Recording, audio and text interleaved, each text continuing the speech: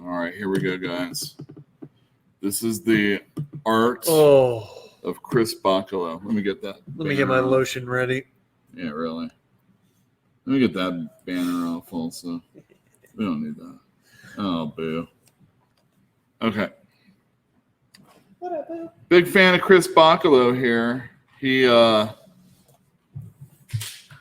His first thing he did that I paid attention to him was Shade the Changing Man. But then I went back and I saw his Sandman that he did. It was one of the Sandman issues that links that book to the DC universe still to this day. Actually, Infinity Incorporated.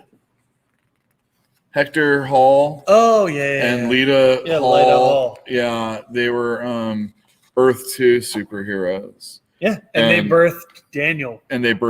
Yeah, exactly. When they were because Sandman. So when Sandman was away in the very first book, he's like imprisoned for like 80 years and nobody can dream. And and the Sandman of Earth 2 is kind of like taking his place where he lives. And during that time, Morpheus's minions get away and a lot of his possessions get scattered. And so that's what the first book of Sandman's all about. Yeah. We'll talk about that someday. But wait, what does Bachalo do? He does the issue where we meet Hector and Lita. I think it's Hector. Oh. Yeah. Okay. So here we go. So that was while he was doing Shade or before he did Shade? And maybe like an issue before or something like that. It was like right around the same time.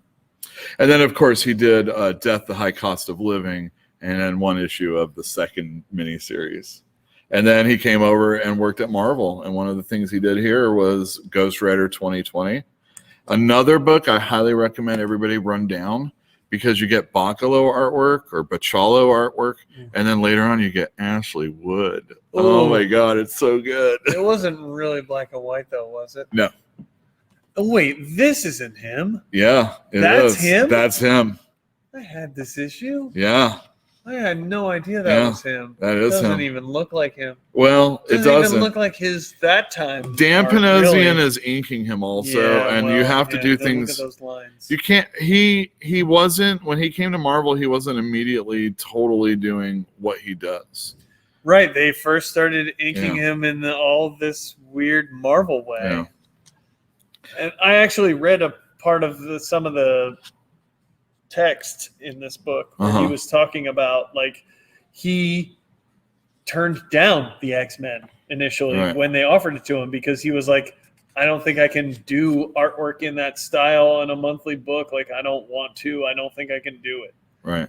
And his wife was like, are you out of your fucking mind? You have to work on the X-Men. Get on that X-Men book. And so he was like, yeah, okay, I would I'm interested, but I don't want to have to draw it.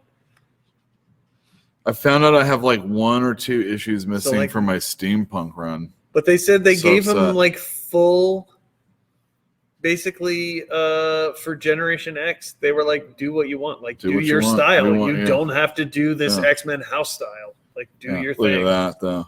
When he does go and do X-Men, and then he also works on Spider-Man, some of my favorite Spider-Mans of all time.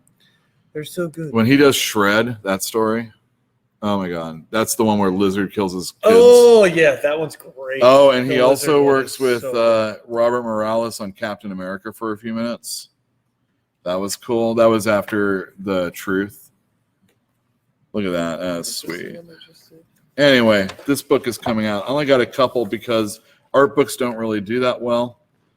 Anyhow, you should get that.